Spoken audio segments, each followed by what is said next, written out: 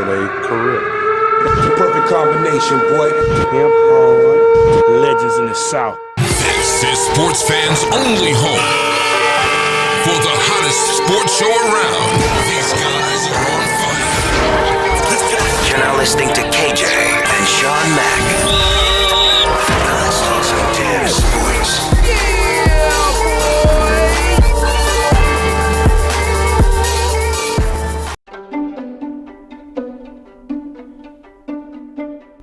Alright, I'm Shawn Mack, back with a look on this day in sports history, October 1st. In 1932, Babe Ruth's legendary call took place. Being heckled by the Cubs dugout, the Babe pointed to center field before homering into Wrigley Field's bleachers in the 5th inning. This was Game 3 of the World Series. Yankees went on to win, 7-5. That's a legendary call right there. We all know the point. We all did it when we played Sandlot. But I digress. In 1945, World Heavyweight Boxing Champion Joe Louis is discharged from the U.S. Army after being awarded the Legion of Merit. Now, could you imagine asking LeBron James, Tom Brady, or any of these pro athletes to go fight in Afghanistan right now? Not knocking today's athlete, just saying how much we asked as a country of our athletes back then. You go ask LeBron and Brady that, they will tell you, fuck off. But I digress. In 1955, Baltimore Colts fullback Alan Ameche becomes the first rookie in NFL history to top 100 yards rushing in his first 2 games, totaling 153 against the Detroit Lions and having 194 in his debut versus the Chicago Bears. Man came in putting it down like, yo, my name hard to pronounce, but I'm about to run over y'all. Remember it, it's Ameche. Moving on. In 1961, New York Yankee right fielder Roger Maris becomes the MLB all-time home run leader when he passes Babe Ruth with 61 home runs. Heard that was a great summer. Wish I had been there actually to feel the energy. I heard it was sick, but it is what it is. In 1967, Richard Petty continues his phenomenal NASCAR winning streak by taking the Wilkes 400 at North Wilkesboro Speedway for his unprecedented 10th consecutive victory. Richard Petty, he always kind of scared me when I was young with that mustache and glasses and hat. Just looked like the Marlboro Man, like he didn't like me. That was just my opinion and how I felt, but I digress. In 1975, oh boy, the Thrilla in the Manila went down. Muhammad Ali stops Joe Frazier in 14 rounds in Quezon City, Philippines, to retain his WBC and WBA heavyweight title. That's just classic right there. Talk about going back in history, and whew, that would have been nice. Just a little Thrilla in Manila. Whew. Even though I heard they almost died from being exhausted, and they put out a lot, and they probably took a few years off of their life by doing it. But we salute, rest in peace, 2 of the greatest right there. Moving on. In 1988, Steffi Graf beats Gabrielle Sabatini 6-3, 6-3 to win the women's single tennis gold medal at the Seoul Olympics. Graf clinched her first and only gold slam in history, which is winning the on tour slam, all of the titles, and on the Olympics front. Doesn't happen quite often. She's the only one to ever do it. Shots off to Steffi Graf.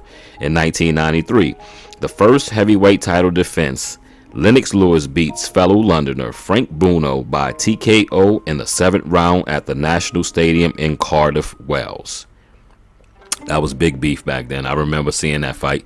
I actually thought Bruno was going to beat him. He had like the bigger name, just a bigger bill, and people had more following behind him. But Lennox Lewis went on to be one of the greats, if not top 5, maybe greatest heavyweights of all time. Top 10. I would have to ask C. Anthony about that. But moving on. In 2000, the United States wins the most medals with 97 and the most gold medals with 40 in the Summer Olympics held in Sydney, Australia. And finally, in 2004, Seattle Mariner Japanese outfielder Ichiro Suzuki gets his 250th hit of the season, breaking George Sisler's 84-year-old Major League season single baseball record. Ichiro ended the season with 262 hits. What more can I say? What an upstanding gentleman. Never heard anything about Ichiro that was remotely bad. Guy was quiet, very humble. Gotta love him. He did a lot for his culture and a lot for the culture over here with us mending and understanding each other. So shouts out to Ichiro Suzuki. Always love the name. Love it. Enjoy the rest of your career and your life, man. And as always, before I bounce, jet, get whatever on out of here, I would like to wish a happy birthday to Mark McGuire. He turns 58 today. And happy birthday to Rudy Johnson, former Cincinnati Bengal running back. He turns 42 today. So to Mark McGuire, I actually can make a whole segment about this, but I'm just going to say, in my opinion, and in sports fans only opinion, without the PED and steroid use, you would have not been a Hall of Famer. And Sammy Sosa would have not been a Hall of Famer. Barry Bonds should get in because he would have been a Hall of Famer before the steroid use. Just check the numbers. But needless to say, happy birthday, Mark McGuire. I know it sounds like a jab at you, but what more can I say?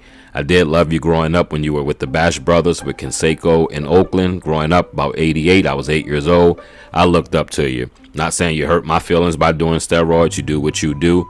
But I did have love for you. I still have love for you, but just letting you know where you are in the pantheon of being a Hall of Famer from sports fans only perspective. But you know what? Happy birthday, bro. Rudy Johnson, don't know much about you off the field. You had a good 4-year stretch with Cincinnati. You killed it. You was a Pro Bowler in 2004. So I know you got accumulated some money. Hope you save it. Have a happy birthday, Mark McGuire. Have a happy birthday, Rudy Johnson. Happy birthday, senor. All right, I've been Shawn Mack, back with a look on this day in sports history, October 1st, and this is Sports Fans Only.